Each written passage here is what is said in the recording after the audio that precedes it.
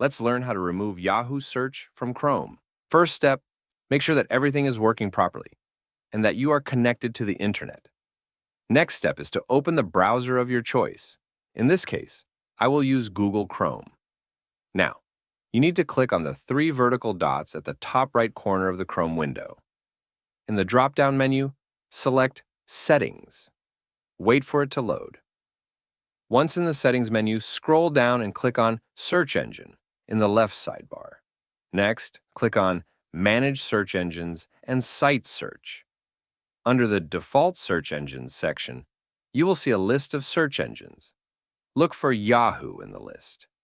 Click on the three vertical dots next to Yahoo and select Remove from List. Next step is to go back to the main settings menu. Scroll down to the On Startup section and click on it.